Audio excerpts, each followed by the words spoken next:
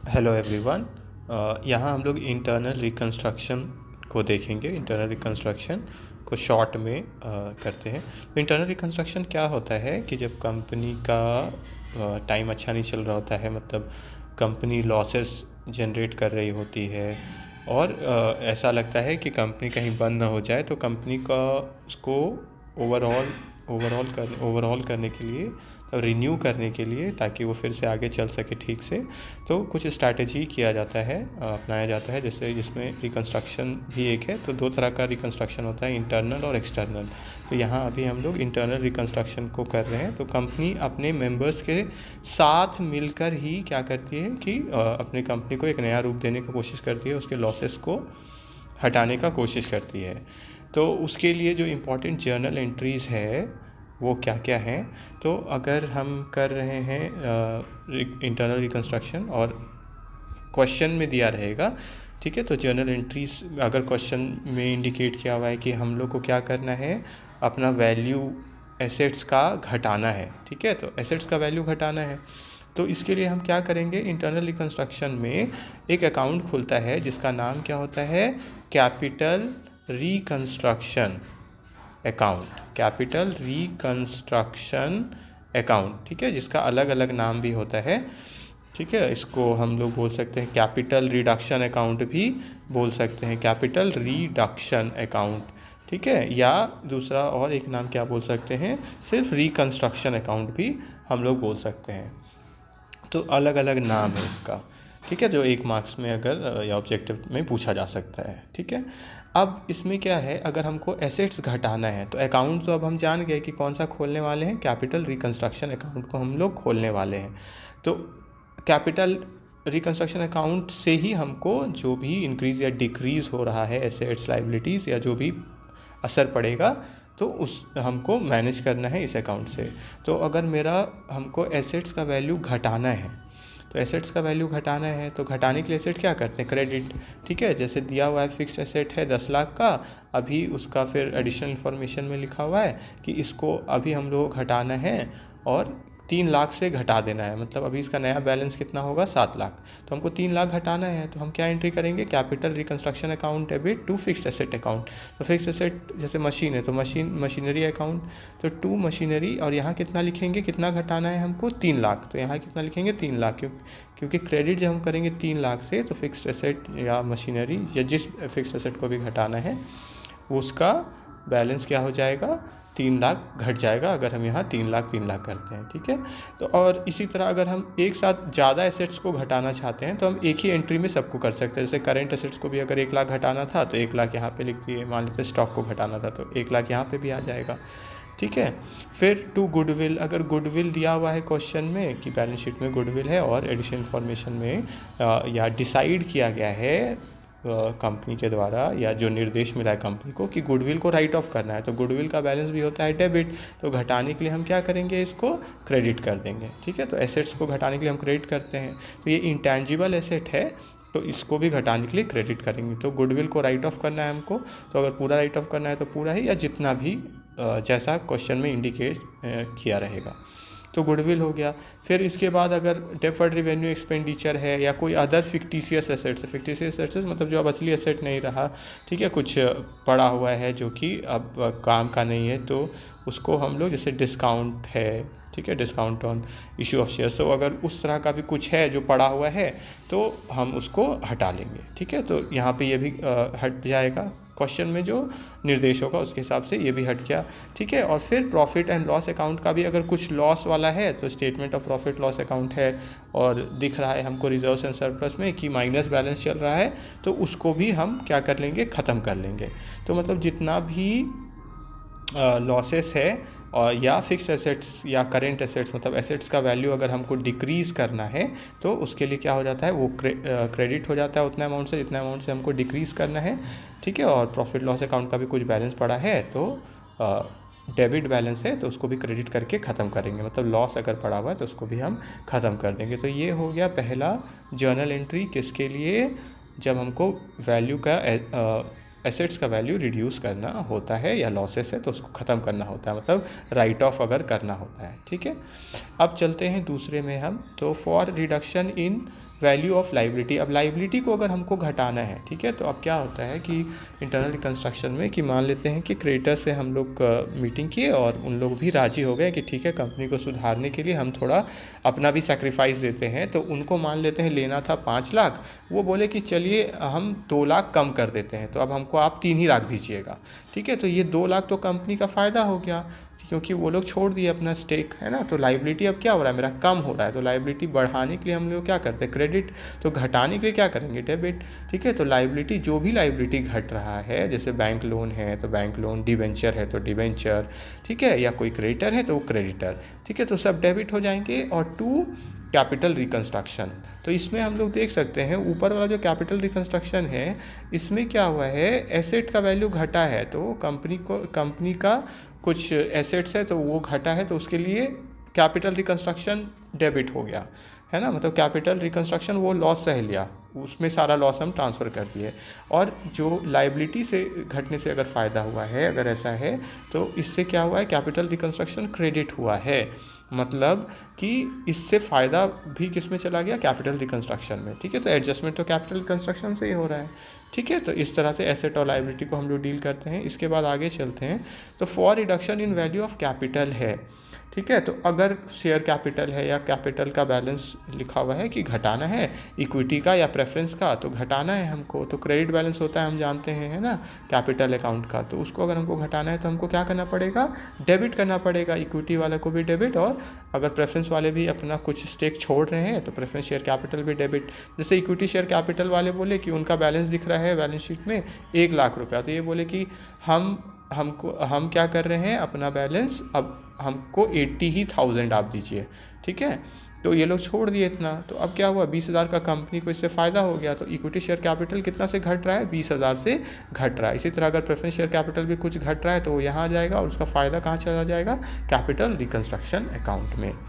अगर हमको सिर्फ पेड अप वैल्यू या फेस वैल्यू घटाना है, ठीक है, तो उसके लिए क्या एंट्री करेंगे कि हम कितना घटा रहे हैं वो हम देख लेंगे। जैसे अगर मेरा पेड अप वैल्यू है, मान लेते हैं पिछला ओल्ड वाला कितना है, 10 रुपया पर शेयर का, ठीक है, और अभी हम कितना करने वाले हैं, 9 रुपया मान लेते हैं, 9 रुपया पर शेयर अगर हम करने वाले हैं, तो यहाँ 10 है। और अभी न्यू वाला कितना रहेगा, न्यू इक्विटी शेयर कैपिटल या प्रेफरेंस शेयर कैपिटल जो भी घट रहा है वो, तो वो मान लेते हैं 9 रुपया। तो ये इसमें भी 1 रुपया कंपनी को फ़ायदा हो गया, क्योंकि 1 रुपया तो वो लोग छोड़ रहे हैं, है ना। पेड अप कैपिटल में अगर वो लोग 10 रुपया पहले दे चुके थे, अब वो लोग बोलते हैं कि ठीक है अब 9 ही रुपया का पेड अप कर दीजिए, कि हम लोग कितना दे चुके हैं, मान लेते हैं हम लोग 9 ही किए, तो मतलब 1-1 रुपया वो लोग छोड़ रहे हैं, है ना। तो 10,000 शेयर वाले लोग अगर 1-1 रुपया छोड़ रहे हैं तो 10,000 कंपनी को फ़ायदा हो गया। तो क्या करते हैं यहाँ पे, ओल्ड शेयर कैपिटल कितना है, ठीक है, वो लिखते हैं ओल्ड शेयर कैपिटल। अभी वो लोग कितना कर लिए, तो मान लेते हैं 10,000 है, अभी का वो लोग बोलते हैं कि हमको आप 9,000 दो, मतलब कितना वो छोड़ दिए, 1,000 छोड़ दिए, ठीक है। तो 1,000 फिर से क्या हो गया, कंपनी का फ़ायदा हो गया। और अगर मान लेते हैं कि सिंपल हम लोग करते, लिखा रहता कि प्रेफरेंस का भी मान लेते हैं दिया रहता है ना, तो दोनों को हम अलग अलग करेंगे, इक्विटी शेयर कैपिटल अलग, फिर प्रेफरेंस शेयर कैपिटल अलग, ये ओल्ड वाला, ठीक है। तो जैसे ये 10,000 है, इसका मान लेते हैं 8,000 है, ठीक है। तो यहाँ पे फिर इन लोग का फिर से नया भी लिखना होगा, इक्विटी शेयर कैपिटल नया में मान लेते हैं 9,000, और फिर 2 प्रेफरेंस शेयर कैपिटल, तो नया वाले का मान लेते हैं, इन लोग का 8,000 था, तो ये लोग बोले कि हम लोग का भी 1,000 कम कर दीजिए आप, तो 7,000, ठीक है। और 2 कितना फ़ायदा हुआ, 1,000 इधर बच गया और 1,000 इधर बच गया, है ना। तो 2,000 टोटल कहाँ चला जाएगा, कैपिटल रिकंस्ट्रक्शन अकाउंट में। तो ये हो गया 2,000, तो ये क्या हो गया, फिर कंपनी को ये फ़ायदा हो गया, ठीक है। चलिए, तो हम लोग ये शॉर्ट में ही कर रहे हैं, तो सारा टाइप्स और कितना तरह से मेथड्स होता है वो सब डील नहीं कर रहे हैं, ये बस एक सिंपल हम लोग अभी डील कर रहे हैं, ठीक है। फिर क्या है कि ट्रीटमेंट ऑफ रिकंस्ट्रक्शन एक्सपेंस या अनरियलाइज्ड एक्सपेंस, ठीक है। मान लेते हैं कि रिकंस्ट्रक्शन करने का भी तो जो मीटिंग की है या जो भी की है जिसमें खर्चा आया, मान लेते हैं, तो खर्चा आया है मेरा रिकंस्ट्रक्शन के लिए, मान लेते हैं 5,000, तो ये क्या है, ये तो कंपनी को देना पड़ रहा है, तो इससे क्या होगा, बैलेंस तो घटेगा, कंपनी का पैसा तो जा रहा है, तो 2 बैंक हो गया। लेकिन खर्चा के नाम पे डेबिट क्या होगा, कैपिटल रिकंस्ट्रक्शन ही, ठीक है। तो यहाँ पे भी कैपिटल रिकंस्ट्रक्शन आ जाएगा, तो एंट्री क्या हुआ, capital reconstruction account debit to bank account, ठीक है। तो कैपिटल रिकंस्ट्रक्शन एग्ज़ाम में पूरा पूरा लिखना चाहिए, या जब आप नोट्स बनाएं तो रिकंस्ट्रक्शन यहाँ पे तो हम शो कर रहे हैं, तो वो शो करने के लिए शॉर्ट लिखा हुआ है, आपको पूरा लिखना है। ठीक है, अब देखते हैं, नेक्स्ट बढ़ते हैं। अगर अनरिकॉर्डेड लाइबिलिटी है जो कि पहले रिकॉर्ड नहीं हुआ है, क्वेश्चन में दिया हुआ है कि एक लाइबिलिटी है जो कि पहले रिकॉर्ड नहीं हुआ है, मान लेते हैं एक क्रेडिटर है जो छूट गए थे, मतलब एक क्रेडिटर है मान लेते हैं 5,000 के, और वो हम रिकॉर्ड ही नहीं किए हैं उनको अभी तक। कहाँ नहीं रिकॉर्ड किए हैं? अपने बुक्स ऑफ अकाउंट में, लेकिन अभी पता चल रहा है कि उनको तो हम रिकॉर्ड नहीं किए कि 5,000 वाले क्रेडिटर भी है हमारे। तो अब अगर क्वेश्चन में आगे बताया जाता है कि ये अनरिकॉर्डेड लाइबिलिटी जो है उसके बारे में इंफॉर्मेशन जो मिलेगा उसके हिसाब से हमको आगे एंट्री करना होता है। अगर लिखा हुआ है कि उनको पेमेंट ही नहीं करना है, ठीक है, अगर नॉट टू बी पेड लिखा हुआ है कि अब पेमेंट करना ही नहीं है, ठीक है, तो अब ऑलरेडी नहीं रिकॉर्डेड था, ठीक है, अब उनको पेमेंट भी नहीं करना है, मतलब क्या, पैसा फ्यूचर में भी जाने वाला नहीं है, तो पहले से भी नहीं रिकॉर्ड है और जाने वाला भी नहीं है, तो जाने ही वाला नहीं है और रिकॉर्डेड भी नहीं है, तो क्या करेंगे हम, क्योंकि पैसा जाएगा ही नहीं तो इसीलिए कोई एंट्री करेंगे नहीं, है ना। और अगर लिखा हुआ है कि नहीं उसको रिकॉर्ड कर लेना है क्योंकि पेमेंट होगा, या कुछ नहीं लिखा हुआ है, तो हम लोग मान लेंगे कि इसको क्योंकि लिखा हुआ नहीं है तो इसका मतलब ये नहीं है कि हमको पेमेंट नहीं करना है, तो हमको इसको रिकॉर्ड करना होगा। मतलब क्या है कि हमको उस लाइबिलिटी को रिकॉर्ड करना होगा, ठीक है। तो अगर पेमेंट हमको करना है फ्यूचर में तो एंट्री क्या करेंगे हम, उस लाइबिलिटी को अगर सिर्फ रिकॉर्ड कर रहे हैं तो टू जो भी क्रेडिटर हैं, ठीक है, वो, और डेबिट क्या होगा, क्योंकि क्रेडिटर को हमको क्रिएट करना होगा, पहले हमने इनको रिकॉर्ड किया, तो क्रेडिटर है तो क्रेडिट बैलेंस होंगे, और डेबिट में क्या होगा, कैपिटल रिकंस्ट्रक्शन अकाउंट, ठीक है। तो ये कैपिटल रिकंस्ट्रक्शन अकाउंट आ गया। अब अगर लिखा हुआ है कि इनको अभी क्या करना है, अभी पेमेंट कर देना है हमको, अगर ऐसा क्वेश्चन में लिखा हुआ है कि अभी पेमेंट करना है, तो अब क्रेडिटर रिकॉर्ड करने का ज़रूरत नहीं है, क्या कर सकते हैं, सीधे हम कैपिटल रिकंस्ट्रक्शन अकाउंट डेबिट, तो पेमेंट ही कर रहे हैं ना हम तो सीधे, और पहले से तो रिकॉर्डेड है नहीं, तो क्या करेंगे हम, कैपिटल रिकंस्ट्रक्शन टू बैंक सीधे कर देंगे कि हाँ हम पैसा दे दिए, ठीक है। तो अगर हमको कुछ नहीं करना है, लिखा हुआ है कि पैसा ही नहीं देना है फ्यूचर में भी, तो कोई एंट्री नहीं होगा। और अगर लिखा हुआ है कि रिकॉर्ड कर लीजिए, या कुछ भी नहीं लिखा हुआ है, तो हम क्या करेंगे, रिकॉर्ड कर लेंगे, तो कैपिटल रिकंस्ट्रक्शन टू लाइबिलिटी, ठीक है, जो भी क्रेडिटर है तो वो कर लेंगे। और अगर लिखा हुआ है कि इनको हम पेमेंट ही कर दे रहे हैं तुरंत, तो टू बैंक, ठीक है। तो बस सोचना है कि एंट्री क्या होगा, उसके हिसाब से हम लोग आगे क्या क्या क्या लिखना है वो डिसाइड हो जाता है, ठीक है।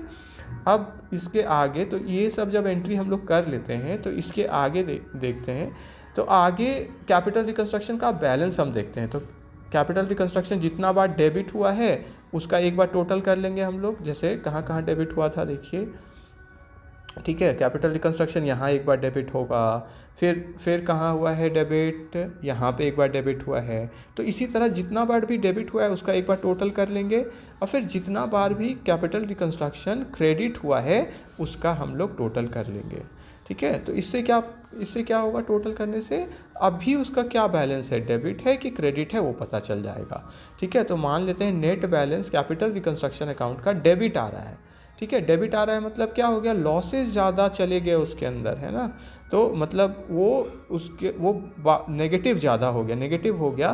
तो अब हमको क्या करना पड़ेगा, ठीक है, मतलब डेबिट बैलेंस अगर ज़्यादा है तो हमको क्या करना पड़ेगा, उसको एडजस्ट करेंगे हम, ठीक है। एडजस्ट हम किससे कर सकते हैं, तो एडजस्ट हम कर सकते हैं अगर कोई कैपिटल रिजर्व बैलेंस पड़ा हुआ है, कैपिटल रिजर्व का बैलेंस शीट में दिख रहा है, तो उससे एडजस्ट करेंगे। तो कैपिटल रिजर्व का बैलेंस तो हम जानते हैं क्या होता है, क्रेडिट होता है ना, तो क्रेडिट बैलेंस होता है, तो इससे हम एडजस्ट कर लेंगे, सॉरी क्रेडिट बैलेंस लिखना था, क्रेडिट बैलेंस होता है, ठीक है। और हम लोग देखें कि कैपिटल रिकंस्ट्रक्शन का क्या बैलेंस अभी पड़ा हुआ है, इसके हिसाब से अगर डेबिट पड़ा हुआ है तो क्या करेंगे, इसको ख़त्म करेंगे। तो कैपिटल रिकंस्ट्रक्शन का डेबिट है और कैपिटल रिजर्व अगर है तो पहले कैपिटल रिजर्व को यूज़ करेंगे मतलब कि इसका क्रेडिट जो है बैलेंस, इसको ख़त्म करेंगे कहाँ तक, जहाँ तक मेरा डेबिट पड़ा हुआ है कैपिटल रिकंस्ट्रक्शन। तो एंट्री क्या करेंगे हम, कैपिटल रिजर्व को हम डेबिट कर देंगे, क्योंकि इसको हम किसके लिए यूज़ करने वाले हैं, कैपिटल रिकंस्ट्रक्शन अकाउंट के लिए।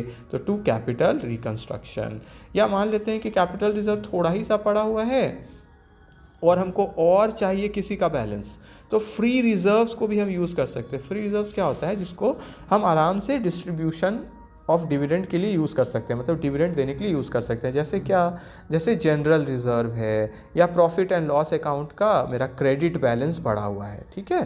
तो जनरल रिजर्व भी तो क्या होता है कि प्रॉफिट जब एक्स्ट्रा हुआ होगा तो हम रिजर्व्स में ट्रांसफ़र कर दिए होंगे वो, या प्रॉफिट एंड लॉस अकाउंट का ही बैलेंस अगर क्रेडिट बैलेंस है, मतलब मेरा फ़ायदा है उसमें, तो उसको यूज़ कर लेंगे।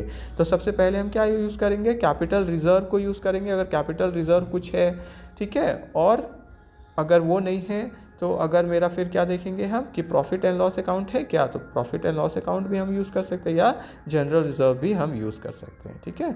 तो इसको हम ऐसे इस तरह से यूज़ कर लेंगे। और जितना मेरा ये है कैपिटल रिकंस्ट्रक्शन का डेबिट बैलेंस अगर पड़ा हुआ है तो उतना हम यूज़ कर सकते हैं, इसको यूज़ कर सकते हैं, ठीक है। अब एक बार ऑर्डर मिलाना होगा आपको, एक बार ज़रूर बुक पढ़िए कि पहले कैपिटल रिजर्व यूज़ होता है, फिर क्या पहले जनरल रिजर्व होता है, फिर प्रॉफिट एंड लॉस होता है, कि पहले प्रॉफिट लॉस अकाउंट होता है फिर जनरल रिजर्व, ठीक है। तो कुछ खुद भी देखना चाहिए, ठीक है। सिंपल के लिए पहले कैपिटल रिजर्व यूज़ करेंगे और फिर फ्री रिजर्व्स यूज़ करते हैं, ठीक है। अगर क्या है कैपिटल रिकंस्ट्रक्शन का डेबिट बैलेंस पड़ा हुआ है, और अगर मान लेते हैं कैपिटल रिकंस्ट्रक्शन अकाउंट का क्रेडिट बैलेंस है, ठीक है। क्रेडिट बैलेंस है मतलब क्या कि मेरा हमको फ़ायदा ही हुआ है, मतलब कुछ उसका बैलेंस अभी भी बाकी है कैपिटल रिकंस्ट्रक्शन का, है ना। तो कैपिटल रिकंस्ट्रक्शन का अगर बैलेंस बाकी है तो इसको हम कहाँ ट्रांसफ़र कर देते हैं, क्रेडिट बैलेंस है तो ख़त्म करने के लिए क्या करते हैं, डेबिट कर देते हैं, ठीक है। और इसको ट्रांसफ़र कहाँ कर देते हैं, हम कैपिटल रिजर्व में ट्रांसफ़र कर देते हैं, ठीक है। तो कैपिटल रिजर्व ही में ट्रांसफ़र हो जाता है, ठीक है। तो ज़्यादातर क्वेश्चन में क्या होता है कि क्रेडिट बैलेंस ही अगर आया है मेरा तो उसको हम कैसे डील करते हैं, कैपिटल रिकंस्ट्रक्शन को डेबिट कर देते हैं क्योंकि क्रेडिट बैलेंस उसका पड़ा हुआ है कैपिटल रिकंस्ट्रक्शन का, और उस बैलेंस को कहाँ भेज देते हैं, कैपिटल रिजर्व अकाउंट में भेज देते हैं, ठीक है।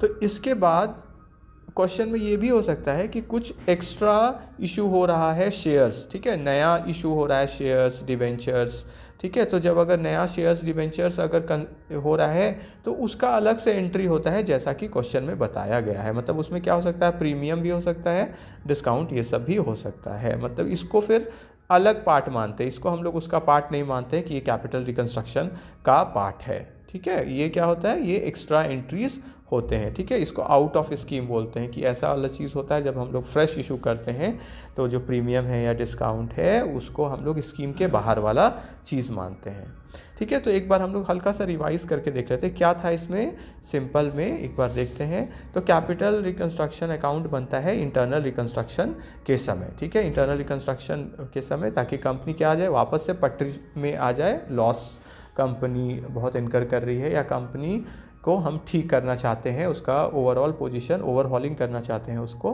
ठीक है। तो नया बनाना चाहते हैं ताकि जो भी है तो एक बार फिर से वो अच्छे से नए सिरे से काम करने लग जाए। तो इसके लिए क्या क्या कौन सा अकाउंट खुलता है, capital reconstruction account. Capital reconstruction account में क्या करते हैं हम, कैपिटल रिकंस्ट्रक्शन से को यूज़ करते हैं अगर एसेट्स का वैल्यू घट रहा है तो कैपिटल रिकंस्ट्रक्शन टू जितना भी एसेट्स है, क्योंकि घटाना है हमको तो क्या करते जाएंगे, क्रेडिट करते जाना है, ठीक है। लॉसेस है तो उसको भी खत्म कर देंगे, डेबिट बैलेंस है तो क्रेडिट बैलेंस। इसी का अगर उल्टा होता कि एसेट का बैलेंस बढ़ाना है तो क्या करेंगे, तब फिर एसेट का बढ़ाने के लिए तो डेबिट ही करते हैं, तो जितना भी एसेट को बढ़ाना है वो डेबिट हो जाएगा, और टू कैपिटल रिकंस्ट्रक्शन अकाउंट, ठीक है। तो बढ़ रहा है कि घट रहा है उस पर डिपेंड करेगा। कैपिटल रिकंस्ट्रक्शन बढ़ाना होता है एसेट को तो एसेट क्या होता है, डेबिट होता है, और घटाना होता है तो क्रेडिट होता है, ठीक है। और यूज़ किसको करेंगे इसके लिए, कैपिटल रिकंस्ट्रक्शन अकाउंट को करेंगे। उसी तरह लाइबिलिटी को फिर हम लोग देखें, लाइबिलिटी को अगर हमको घटाना है तो वो तो डेबिट होगा क्योंकि उसका बैलेंस क्रेडिट होता है, ठीक है। और क्रेडिट क्या हो जाएगा, कैपिटल रिकंस्ट्रक्शन। और इसी का उल्टा अगर है लाइबिलिटी को और बढ़ाना है हमको तो लाइबिलिटी क्रेडिट हो जाएगा और डेबिट क्या हो जाएगा, कैपिटल रिकंस्ट्रक्शन अकाउंट, ठीक है। फिर हम लोग इसी तरह पेड अप वैल्यू को बढ़ाना है घटाना है जिससे फ़ायदा नुकसान हुआ है, फिर उसको हम लोग देखें, ठीक है। फिर खर्चा देखे तो कैपिटल रिकंस्ट्रक्शन टू बैंक, फिर लाइबिलिटी के बारे में हम लोग देखे थे डिटेल में, और फिर बैलेंस क्या पड़ा हुआ है, क्या डेबिट बैलेंस पड़ा हुआ है, डेबिट बैलेंस है तो पहले कैपिटल रिजर्व्स और फ्री रिजर्व्स को यूज़ करेंगे हम लोग, और अगर क्रेडिट बैलेंस है तो कोई दिक्कत ही नहीं है, सीधे उसको कैपिटल रिजर्व में भेज देते हैं, किसको, कैपिटल रिकंस्ट्रक्शन अकाउंट में।